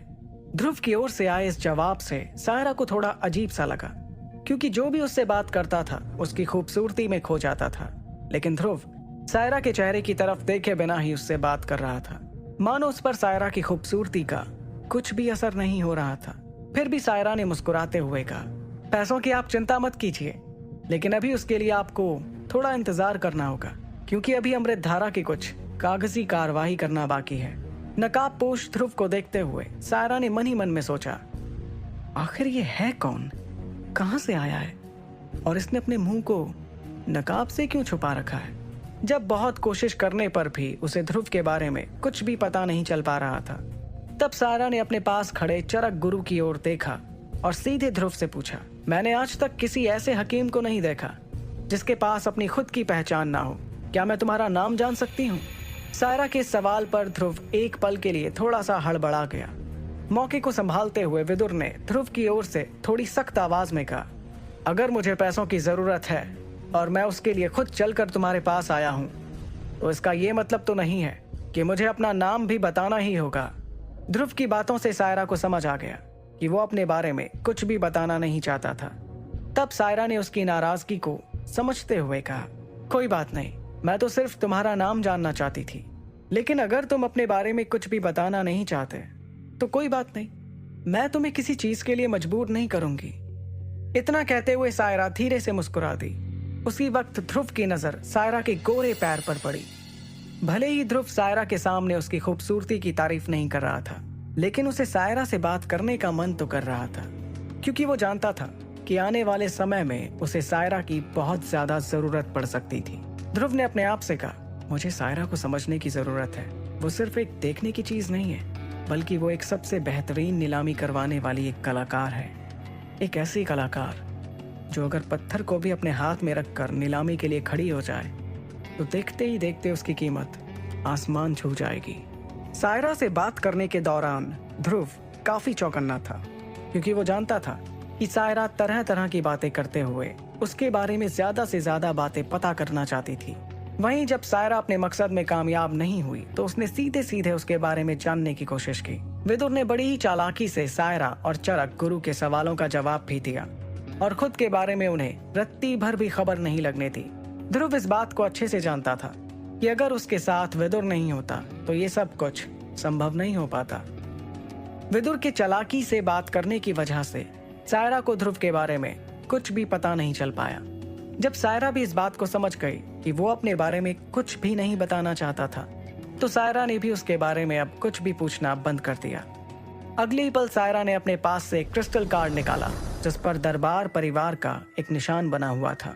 सायरा ने मुस्कुराते हुए उस क्रिस्टल कार्ड को ध्रुव की ओर बढ़ाते हुए कहा, ठीक है, अगर तुम अपने बारे में कुछ भी नहीं बताना चाहते हो तो ना सही, लेकिन इस क्रिस्टल कार्ड को अपने पास रख लो। ये दरबार नीलामी महल का वीआईपी कार्ड है। इस कार्ड के जरिए तुम मार्कस पर किसी भी दरबार नीलामी महल से नीलामी में रखी चीजें खरीद सकते हो। और इस कार्ड की एक खासियत ये भी है कि इससे आपको नीलामी में खरीदी हुई सभी चीजों पर लगने वाले 5% टैक्स की बजाय सिर्फ 2% टैक्स ही देना होगा। सायरा के मुंह से वीआईपी कार्ड के बारे में इतना कुछ सुनकर ध्रुव ने चुपचाप उस कार्ड को ले लिया। उसे लग रहा था कि कभी ना कभी उसे इस कार्ड की जरूरत जरूर पड़ने वाली है। जैसे ही ध्रुव ने कार्ड लेने के लिए अपना हाथ आगे बढ़ाया, उसके हाथ को देखकर सायरा हैरानी में पड़ गई। उसने मन ही मन खुद से कहा, मैं जब भी इस नकाबपोश इंसान से बात कर रही थी तो मुझे इसकी आवाज सुनकर ऐसा लग रहा था कि ये कोई बूढ़ा इंसान होगा, लेकिन इसके हाथों को देखकर ऐसा बिल्कुल भी नहीं लग रहा, बल्कि इसके हाथों से तो ये काफी जवान नजर आ रहा है। आखिर ये माजरा क्या है? कौन है ये नकाबपोश? उसी समय इंस्पेक्शन रूम में एक लड़की आई और उसने सायरा को एक हरे रंग का कार्ड दिया। उस हरे कार्ड को अपने हाथ में लेने के तुरंत बाद सायरा ने उस कार्ड को ध्रुव की ओर बढ़ाते हुए कहा, ये लो, इस कार्ड में आपकी अमृत धारा औषधि की नीलामी की रकम है, लगभग 40,000 सोने के सिक्के। बाकी पैसे को 2% नीलामी टैक्स के हिसाब से काट लिया गया है। उस कार्ड को हाथ में लेते ही मानो ध्रुव की सारी चिंता खत्म हो चुकी थी। उसने मन ही मन कहा, मुझे यकीन नहीं हो रहा कि एकलव्य बनने के लिए मुझे जितने सोने के सिक्कों की जरूरत पड़ने वाली है वो अब इस हरे रंग के कार्ड में मौजूद है।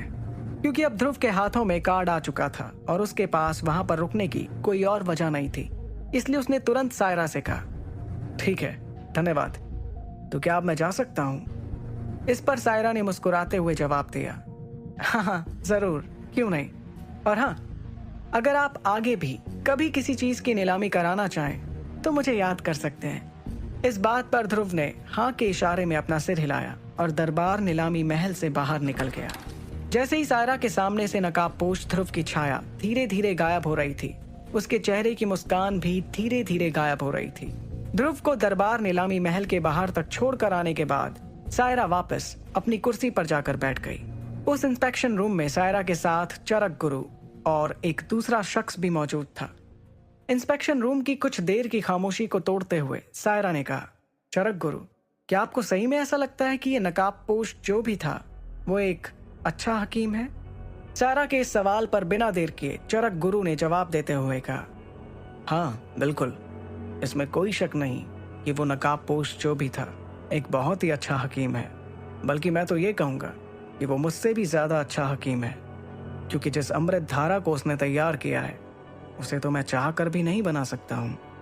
तभी सायरा ने अपने चेहरे पर एक रहस्यमयी मुस्कान लाते हुए कहा, अगर तुम्हें उस अमृत धारा को बनाने वाला फॉर्मूला मिल जाए तो क्या तब भी तुम उस अमृत धारा को नहीं बना पाओगे? सायरा के मुंह से निकली इस बात को सुनकर चरक गुरु एकदम से चौंक पड़ा और उसने तुरंत तेज आवाज में कहा, एक औषधि का फॉर्मूला किसी भी हकीम की पूरी जिंदगी की कीमत होती है। आप ऐसा कुछ करने के बारे में सोच भी कैसे सकती हैं? एक ऐसा हकीम जिसके बारे में अभी हम कुछ भी नहीं जानते, उससे उसके फॉर्मूले को हासिल करने के बारे में सोचना भी दरबार परिवार के लिए ठीक नहीं होगा। इतना कहने के बाद चरक गुरु कुछ सालों की पहले की बात को याद करते हुए सायरा के ठीक सामने कुर्सी पर बैठ गया और कहने लगा, बरसों पहले भी वुहान साम्राज्य के एक परिवार ने इसी तरह की भूल की थी। उन्होंने बाली नाम के हकीम से किसी औषधि के फॉर्मूले को लेने के लिए उन पर दबाव बनाया था। बदले में बाली ने उस परिवार को खत्म करने के लिए कुछ शक्तिशाली लोगों को उस परिवार के पास भेजा, जिसके बाद उस परिवार का वुहान साम्राज्य से पूरी तरह से नामो निशान ही मिट गया। इस पर सायरा ने बड़े ही इत्मीनान से कहा, हाँ मैं जानती हूँ इस बारे में। सायरा को इस तरह बेपरवाही से बातें करते देखकर चरक गुरु ने अपने उसी रवैये को बरकरार रखते हुए कहा, तो फिर ऐसा वैसा कुछ भी करने के बारे में आप क्यों सोच रही हैं? भले ही हमारा परिवार उस परिवार से ज्यादा शक्तिशाली है, लेकिन एक रहस्यमय हकीम को इस तरह से नाराज करना बिल्कुल भी ठीक नहीं है। उससे दोस्ती का हाथ आगे बढ़ाइए और फिर देखिए वो किस तरह से आपको तरह तरह की औषधि नीलामी के लिए बना कर देता रहेगा। चरक गुरु की बात सुनकर सायरा कुछ सोचने लगी, लेकिन अभी भी उसको देखकर इस बात का अंदाजा लगा पाना मुश्किल था कि आखिर वो ध्रुव के बारे में क्या सोच रही थी। आगे की कहानी जानने के लिए सुनते रहिए सुपर योद्धा। आगे ऐसे ही वीडियो पाने के लिए सब्सक्राइब करें टिक टीवी 9। चरक गुरु को इस तरह से परेशान और घबराया हुआ देखकर सायरा ने एक गहरी सांस ली और अपनी कुर्सी से उठते हुए कहा, चरक गुरु, ये तुम कैसी बातें कर रहे हो? क्या तुम्हें लगता है कि मैं इस तरह का कोई काम करूंगी? मैंने इस नीलामी की दुनिया में इतने साल यूं ही बर्बाद नहीं किए। मुझे सब मालूम है कि मुझे किसके साथ क्या करना है। सायरा के मुंह से ये बात सुनकर चरक गुरु ने राहत की सांस ली और कहा, उम्मीद करता हूं कि ऐसा ही हो। मैं तो बस तुम्हें बताना चाह रहा था कि बरसों पहले मेसिडोरिया शहर में क्या हुआ था। इतना कहते हुए उसने अपनी बातों को खत्म कर दिया, लेकिन हकीकत तो ये थी कि चरक गुरु डर गया था कि कहीं सायरा भूल से भी कोई ऐसी वैसी गलती ना कर बैठे जिससे कि उसे कोई खामियाजा भुगतना पड़े। उधर दूसरी तरफ ध्रुव नीलामी महल से बाहर निकलने के बाद सीधे बाजार चला गया और वहां से कुछ जड़ी बूटियां लेकर शौर्य महल पहुंचा। महल पहुंचकर अपने कमरे में आने पर उसने तुरंत दरवाजा बंद किया और उसके पास जो सामान था उसे अलमारी के अंदर रख दिया। एक गहरी सांस लेने के बाद ध्रुव ने अपने आप से कहा, मैंने इतनी जड़ी बूटियां तो खरीद ही ली हैं जिससे कि अब मैं बिना रुके कम से कम 8 महीनों तक अपनी ट्रेनिंग कर पाऊंगा, या फिर ये भी हो सकता है कि ये साल भर चल जाएं। खुद से इतना कहने के बाद ध्रुव अपने बेड पर जाकर लेट गया। उसे अभी नींद की झपकी लगी भी नहीं थी कि तभी दरवाजे पर उसे किसी के आने की आहट सुनाई थी। ध्रुव ने अपने बेड से ही एक ऊंची आवाज लगाते हुए कहा, इरा, क्या दरवाजे पर तुम हो? लेकिन जब उसे दरवाजे से किसी का कोई जवाब नहीं आया तो ध्रुव खुद ही बेड से उठा और दरवाजा खोलने के लिए आगे बढ़ा। उसने जैसे ही दरवाजा खोला, अपने सामने खड़े शख्स को देखकर हड़बड़ा गया।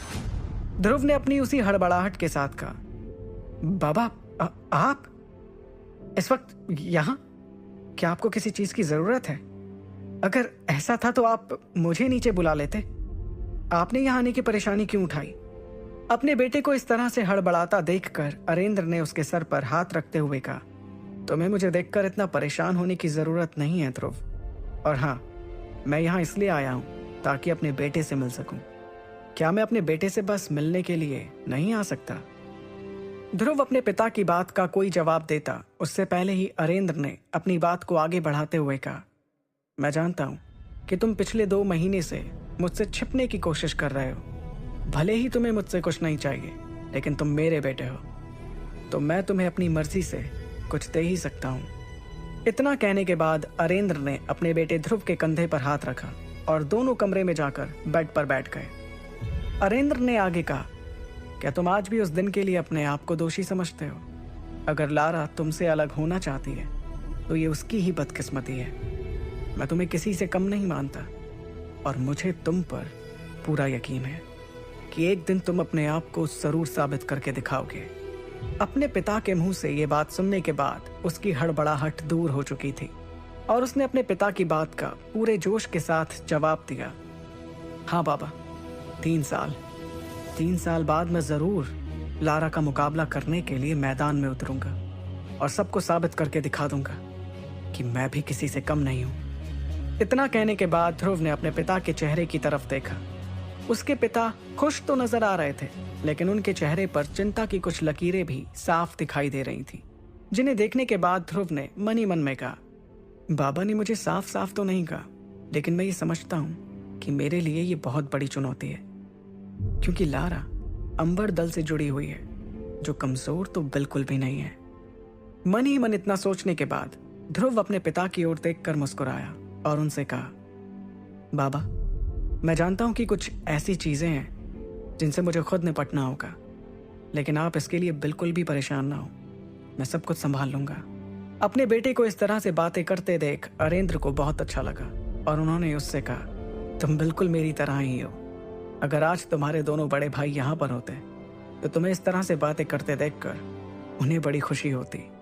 अरेंद्र ने ध्रुव की आंखों में आंखें डालते हुए अपनी बात को पूरा करते हुए आगे कहा, बेटा, अब तो मैं उस दिन का इंतजार कर रहा हूं जब लारा का पूरा परिवार इस रिश्ते के समझौते के लिए दोबारा मेरे पास आएगा। अपने पिता की इस बात पर ध्रुव ने एक भरोसे के साथ हाँ के इशारे में अपना सिर हिलाया, क्योंकि इस वक्त वो इससे ज्यादा कुछ कर भी नहीं सकता था। ध्रुव से इतनी बातें करने के बाद अरेंद्र बेड से उठकर उसके कमरे से बाहर जाने के लिए अपने कदमों को बढ़ाने लगे। अगले ही पल उन्हें कुछ याद आया और उन्होंने रुकते हुए कहा, अरे, बातों बातों में जिस खास चीज के लिए मैं तुमसे मिलने आया था उसके बारे में तो बात करना ही भूल गया। ध्रुव ने तुरंत कहा, हाँ बाबा, बताइए ना, आप किस खास चीज के लिए मुझसे मिलने आए थे? तब अरेंद्र ने अपनी जेब से एक हरे रंग की शीशी निकाली और कहा, मैं तुम्हें यह देने के लिए आया था, तुम इसे मेरी तरफ से एक तोहफा समझो। उस शीशी को देखते ही ध्रुव समझ गया था कि उसके पिता उसके लिए क्या लेकर आए हैं, लेकिन इस वक्त ध्रुव की हालत ऐसी थी कि वो तो इसे देखकर ना तो खुलकर हंस सकता था और ना ही रो सकता था। उसके पिता उसके लिए नीलामी घर से अमृत धारा खरीद कर लाए थे। सब कुछ जानने के बाद भी ध्रुव ने अनजान बनते हुए अपने पिता से हैरानी वाले भाव के साथ पूछा, बाबा, ये क्या चीज है? अरेंद्र ने उस शीशी के बारे में बताते हुए कहा, अमृत धारा। बेटा, इसे अमृत धारा कहा जाता है। मैंने तुम्हारे लिए इसे आज ही खरीदा है। इसकी खासियत ये है कि ये तुम्हारी शक्तियों को तेजी से बढ़ाने में तुम्हारी मदद करेगी। पानी में इनकी कुछ बूंदें मिला देने से ही ये अपना काम करना शुरू कर देती हैं। ट्रेनिंग के बाद नहाने के पानी में इसकी कुछ ही बूंदें मिला देने से ये तुम्हारी मांसपेशियों को मजबूती देंगी। ध्रुव ने उस शीशी को अपने हाथ में लिया और फिर उसे गौर से देखकर एक बार फिर से अनजान बनते हुए पूछा, बाबा, इसे खरीदने के लिए आपने बहुत सारे पैसे खर्च किए होंगे ना? जिसके जवाब में अरेंद्र ने मुस्कुराते हुए कहा, 40,000 सोने के सिक्के। इतना सुनते ही एक बार फिर से ध्रुव ने अनजान बनते हुए अपनी आंखें बड़ी कर ली। इस पर अरेंद्र ने कहा, हाँ, मैं जानता हूँ कि ये कीमत कुछ ज्यादा है, लेकिन अगर ये तुम्हारे लिए काम आ जाती है तो फिर मुझे ऐसा लगेगा कि मेरे लिए इस अमृत धारा को लेना एक फायदे का सौदा रहा। इस पर ध्रुव ने हैरानी के साथ कहा, आपने सिर्फ इस अमृत धारा को खरीदने के लिए 40,000 सोने के सिक्के खर्च कर दिए। जब इस बारे में हमारे दल के दूसरे बड़े लोगों को पता चलेगा तो वो लोग आपसे इस बात के लिए बहस कर सकते आगे हैं, ऐसे ही वीडियो आपको परेशान कर सकते हैं। ध्रुव को इस तरह से अपने लिए टिक फिक्रमंद होता देखकर अरेंद्र ने इत्मीनान से कहा, ध्रुव बेटा, तुम्हें इस बात के लिए परेशान होने की जरूरत नहीं है। और हाँ, तुम इस बात को क्यों भूल रहे हो कि मैं शौर्य दल का लीडर हूँ। वो लोग ज्यादा से ज्यादा मुझ पर इसके लिए नाराज हो सकते हैं, इससे ज्यादा कुछ भी नहीं कर सकते। खुद के लिए अपने पिता का इतना प्यार देखकर ध्रुव ने उन्हें भरोसा दिलाते हुए कहा, बाबा, आप मुझ पर भरोसा रखिए। अगर हमारे दल के कुछ लोग आप पर इस खर्च के लिए नाराज भी हो गए तो उन्हें उनकी नाराजगी का जवाब मैं अपने मुकाबले के जरिए दूंगा। अगले साल होने वाले यूथ सेरेमनी में जब वो लोग मेरा मुकाबला देखेंगे तो उनकी सारी नाराजगी दूर हो जाएगी। अपने बेटे का यह विश्वास देखकर अरेंद्र को बहुत खुशी हो रही थी। हालांकि उन्हें इस विश्वास के पीछे की हकीकत मालूम नहीं थी। उन्होंने मुस्कुराते हुए कहा, मुझे तुम्हारा यह आत्मविश्वास देखकर बहुत अच्छा लग रहा है। मैं एक बार फिर से अपने उसी ध्रुव को देखना चाहता हूँ जो आज से 3 साल पहले था। अरेंद्र ने जाने से पहले कहा, ठीक है ध्रुव, अब मैं तुम्हारे आराम में और खलल नहीं डालूंगा। तुम जाकर आराम करो। और हाँ, अगर तुम्हें अपने बाबा से किसी भी मदद की जरूरत पड़े तो जरा भी हिचकिचाना मत, ठीक है? इतना कहने के बाद अरेंद्र शौर्य महल में नीचे उतरने के लिए आगे बढ़ने लगे। अभी उन्होंने ध्रुव को देखते हुए 1-2 कदम बढ़ाए ही थे कि उन्हें नीचे से शोर सुनाई देने लगा, जहां पर कुछ लोगों की भीड़ बड़ी ही बेसब्री से उनके आने का इंतजार कर रही थी। नीचे से आता हुआ भीड़ का शोर उन दोनों के कानों तक पहुंच चुका था। शोर सुनकर ध्रुव के चेहरे पर एक परेशानी नजर आ रही थी, तो वहीं दूसरी तरफ अरेंद्र ने उन आवाजों को सुनने के बाद ध्रुव की तरफ देखकर मुस्कुराते हुए कहा, देखा, मैंने तुमसे कहा था ना कि दल के कुछ बड़े लोग मुझे इस 40,000 सोने के सिक्कों के खर्च पर थोड़ा बुरा भला कहेंगे, लेकिन इससे ज्यादा कुछ नहीं। भले ही ध्रुव के पिता के चेहरे पर इस नाराजगी भरे शोर को सुनकर कोई शिकन नहीं दिखाई दे रही थी, लेकिन ध्रुव ने अपने पिता के बारे में फिक्र जताते हुए कहा, बाबा, क्या मैं आपके साथ नीचे चलूं? अपने लिए ध्रुव की इस फिक्र को देखते हुए अरेंद्र ने कहा, नहीं ध्रुव, तुम्हें इसके लिए परेशान होने की जरूरत नहीं है। मुझे तो ये सब होने का पहले से ही अंदाजा लग गया था। मैं इन सबको संभाल लूंगा। ध्रुव से इतना कहने के बाद वो भीड़ को संभालने के लिए वहां से चले गए। इधर दूसरी तरफ अपने कमरे के अंदर जाने के बाद ध्रुव ने अपने पिता की ओर से दी हुई उस अमृत धारा की शीशी को अपनी मेज पर रख दिया। तभी उसका ध्यान कमरे के कोने की दीवार के पीछे छिपी एक लड़की पर गया। उस लड़की की परछाई को देखते हुए ध्रुव ने उसे पहचान लिया और कहा, इरा, क्या तुम्हें छिप छिप कर लोगों की बातें सुनना अच्छा लगता है? ध्रुव की आवाज सुनकर इरा उसके सामने आ गई और अपने सिर को हिलाते हुए उसने मुस्कुराते हुए कहा, ध्रुव, तुम्हारे बाबा जब तुमसे बात कर रहे थे तो मैंने देखा कि उनके चेहरे पर तुम्हें लेकर कई उम्मीदें हैं। इरा की बात को समझते हुए ध्रुव ने हाँ के इशारे में अपना सिर हिलाया और बेड पर जाकर बैठ गया। तभी इरा ने पास में एक कुर्सी को खींचा और ध्रुव के ठीक सामने रखकर उस पर बैठ गई। अगले ही पल उसने ध्रुव की तरफ देखते हुए उससे पूछा, अच्छा, मैं तो तुमसे दरअसल ये पूछने आई थी कि तुम मुझे दोपहर में कहीं दिखाई नहीं दिए। आखिर तुम उस वक्त कहाँ गायब हो गए थे? इरा के सवाल पर ध्रुव ने उससे नजरें चुराते हुए कहा, कहीं नहीं, मैं तो बस यूं ही टहलने के लिए थोड़ा बाहर चला गया था। उसके इस जवाब देने के तरीके पर इरा को उस पर थोड़ा शक हुआ। तब इरा ने उसके कपड़ों की खुशबू को सूंघते हुए कहा, अच्छा, ऐसी बात है? तो फिर मुझे ये बताओ कि तुम्हारे कपड़ों से किसी लड़की की खुशबू क्यों आ रही है? उसके सवाल पर ध्रुव को एकदम से खांसी आ गई और उसने थोड़ा रुकते हुए कहा, मेरे कपड़ों से किसी लड़की की खुशबू कैसे आ सकती है? इरा के सवाल का जवाब देते वक्त ध्रुव के चेहरे का रंग बदलने लगा था, लेकिन क्योंकि इस वक्त उसने अपने कमरे में कम ही रोशनी कर रखी थी, इसलिए वो और इरा एक दूसरे के चेहरे पर आने वाले हाव भाव को साफ साफ नहीं देख पा रहे थे। ध्रुव के इस जवाब को सुनकर इरा के चेहरे पर हंसी आ गई और अगले ही पल उसने अपनी हंसी को रोकते हुए कहा, अभी थोड़ी देर पहले मैंने ये भी सुना कि तुम अंबर दल को हराने के बारे में सोच रहे थे। अगर ऐसा है तो तुम मुझे भूलना मत, क्योंकि मैं हमेशा तुम्हारी मदद करने के लिए तैयार रहूंगी। अपनी मदद के लिए इरा को हमेशा इस तरह से फिक्रमंद देखकर ध्रुव के चेहरे पर हंसी आ गई और उसने बड़े ही प्यार से इरा के सुंदर चेहरे को अपने दोनों हाथों में कसकर पकड़ लिया। अगले ही पल इरा ने ध्रुव से पूछा, तुम इतना ध्यान से क्या देख रहे हो? कुछ नहीं, मैं तो बस तुम्हारी आंखों में ये देख रहा हूं, तुम्हें मेरी कितनी परवाह रहती है। अगले ही पल इरा ने ध्रुव से कहा, अच्छा, मुझे ऐसा लगता है कि अंबर दल में लारा का जो ट्रेनर है अधीरा, वो ही लारा को बिगाड़ रहा है। सब उसके बारे में बातें करते हैं कि वो एक बहुत ही अच्छा ट्रेनर है, लेकिन मुझे तो ऐसा बिल्कुल भी नहीं लगता। इरा तितली की तरह ध्रुव के कमरे में इधर से उधर टहलते हुए बातें कर रही थी और ध्रुव को बहुत ज्यादा थकान हो रही थी। उसने इरा की बातों पर अब ज्यादा ध्यान न देते हुए सिर्फ इतना कहा, अब बहुत देर हो चुकी है इरा, चलो तुम भी जाकर आराम करो और मुझे भी आराम करने दो।